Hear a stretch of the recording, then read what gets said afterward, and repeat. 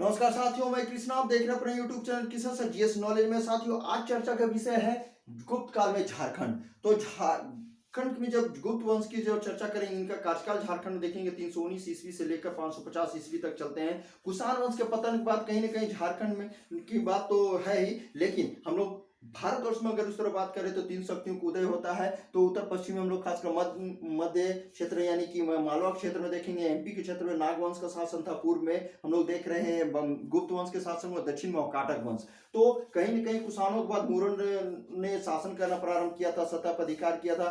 धीरे धीरे गुप्तों ने अपने साम्राज्य की स्थापित किया। तो गुप्त साम्राज्य या गुप्त वंश के संस्थापक श्री गुप्त थे 275 ईस्वी से 300 ईस्वी। इसके बाद घटोत्कच के पुत्र शासन हुए 300 ईस्वी से लेकर 319 ईस्वी। अब इस समय घटोत्कच के समय देखें, चौथे नागवंशी राजा झट्टनागपुर या झारखंड के वो प्रताप राय थे। प्रताप राय ने अपनी राजधानी जो सुतियांबे था वहां से हटाकर सोनरेखा नदी के किनारे चुटिया ले आए। आज की जो रांची है डिस्ट्रिक्ट, झारखंड के कैपिटल रांची में चुटिया है, वहां पर ले आए। और चंद्रगुप्त प्रथम जो इनके बाद शासन हुए, इनके कार्यकाल 319 से 335 ईस्वी। देखिए, ये अपने वंश के उस समय के स्वतंत्र शासक हुए। और जब ये शासन कर रहे थे उस समय झारखंड में नागवंशी शासक उदयमणि शासन कर रहे थे। हो सकता है आपका एग्जाम में ये पूछ सकता हो। और ये चंद्रगुप्त प्रथम लिच्छवी राजकुमारी कुमार देवी से विवाह किए थे। इसके बाद इनके पुत्र समुद्रगुप्त गद्दी पे बैठते हैं। इनका कार्यकाल 335 से 375 ईस्वी देखेंगे।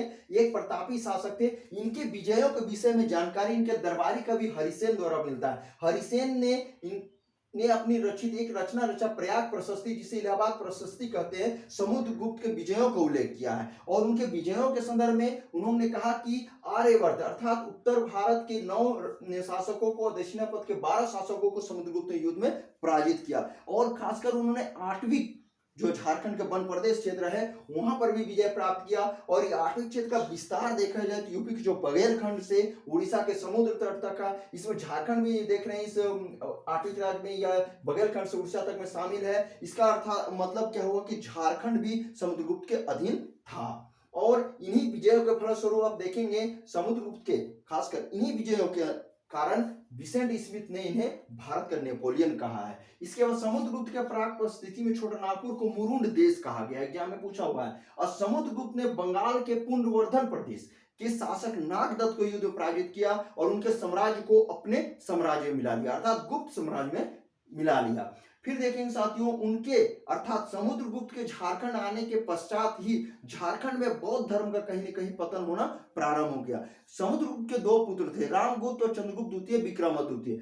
तो रामगुप्त के कार्यकाल जो 375 से 380 ईस्वी और चंद्रगुप्त द्वितीय का विक्रमादित्य देख रहे हैं, इनका कार्यकाल 380 से 414 ईस्वी। तो रामगुप्त के विषय में जानकारी हमें विशाख दत्त की जो नाटक है देवी चंद्रगुप्तम, इससे पता चलता है। और यह बताया जाता है कि रामगुप्त के समय शक अधिपति यानी शक जो विदेशी आक्रमणकारी थे वो रामगुप्त के शासनकाल समय आक्रमण करते हैं। ये काया शासक थे, इनको युद्ध पराजित कर दिया जाता है। और पराजित होने के फलस्वरूप इनके पत्नी का नाम था धुर्वस्वामिनी के लिए वो संधि करते हैं। और कहीं कहीं डर के रामगुप्त अपनी पत्नी धुर्वस्वामिनी को शक अधिपति को सौंपने का विचार करते हैं, सौंपना भी चाहते हैं। इस बात को पता जब उनके छोटे भाई चंद्रगुप्त द्वितीय विक्रमादित्य को पता चलता है तो इसे क्रोधित हो उठते हैं और वो विचार करते हैं कि मैं छद्म भेष धारण करके उनकी हत्या कर दूंगा। तो उन्होंने अपनी भाभी जो रामगुप्त की पत्नी धुर्वस्वामिनी थी उनकी छद्म रूप धारण करते हैं, स्त्री वेश धारण करते हैं, शक्तिपति के यहाँ जाते हैं, उनकी हत्या कर देते हैं। इस तरह उनकी हत्या करने से उनको नाम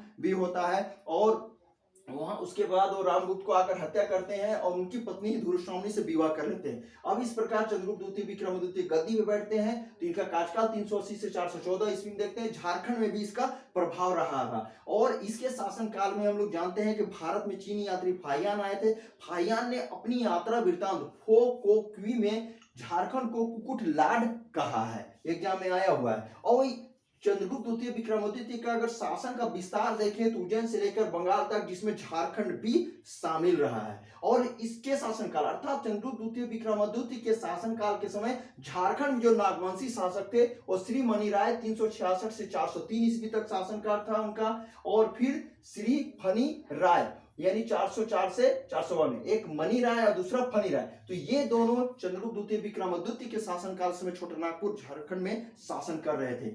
अब इनके जो अवशेष मिले हैं गुप्त वंश के जो अवशेष है पुरातात्विक स्रोत के आधार पर मिले हैं, तो वो क्या क्या मिला है। झारखंड के हजारीबाग जिले में महोती पहाड़ पर पत्थरों को काट कर बनाए गए 4 मंदिर के अवशेष मिले हैं और यह अवशेष बताया जाता है ये गुप्त काल के हैं। फिर कोडरमा जिले के सतगावा, पहले हजारीबाग जिला में ही कोडरमा आता था, बाद में जब कोडरमा अलग जिला बना तो अब सतगावा कहां पड़ता है, कोडरमा जिले, तो सतगावा से मंदिर के अवशेष मिले हैं साथियों। फिर रांची के पिठोरिया जो आज भी देख रहे हैं, ये वही पिठोरिया है जहां डॉक्टर बीपी केसरी रहा करते थे, बड़े नागपुर अर्थात कि नागपुरी के बहुत बड़े साहित्यकार। तो रांची के पिठोरिया के एक पहाड़ी पर स्थित कुआं गुप्तकालीन मिले हैं और गुप्तकालीन ताम्रपत्र और प्रस्तर लेखों में गढ़वा के 2 प्रस्तर लेख जो कुमारगुप्त प्रथम काल के हैं तथा दामोदर पुत्र के 2 ताम्रपत्र का उल्लेख भी यहाँ पे मिलता है। तो कहीं ना कहीं ये पुरातात्विक साक्ष्य के रूप में मिलते हैं जो झारखंड में मिले हैं। खासकर हम लोग एक चीज देखें कि कुमारगुप्त नहीं, चंद्रगुप्त द्वितीय विक्रमादित्य के बाद हम लोग देख रहे हैं साथियों बहुत से ऐसे शासक हुए जिसे कुमारगुप्त प्रथम, स्कंदगुप्त, कुरुगुप्त, कुमारगुप्त द्वितीय, बुधगुप्त। इन सभी शासकों के शासन काल में झारखंड में जो नागवंशी शासक शासन कर रहे थे वो कौन थे, अहिंद्र राय, ये 453 से 476 ईस्वी, और जयेंद्र राय 477 ईस्वी से 493 ईस्वी। तो साथियों इस तरह झारखंड में ये गुप्त काल की चर्चा हम लोग देख रहे थे। झारखंड में इस तरह का शासन व्यवस्था रहा है ना गुप्तों का, और उसमें नागवंशी शासक रहे, इसकी यहाँ पे मैं एक छोटा सा चर्चा आपके सामने कर रहा हूं। तो ये वीडियो आप तक पहुंचाने की कोशिश कर रहा हूं, इसके माध्यम से अपने ज्ञान की जिज्ञासा को आप बढ़ाइए और एग्जाम के लिए बेहतर ढंग से तैयारी कर लीजिए। ये वीडियो अगर अच्छी लगी हो साथियों, आपको समझ में आई, आपके एग्जाम व्यू से उचित है, तो आप इसे शेयर करें, लाइक करें, कमेंट करें, सब्सक्राइब करें। नमस्कार।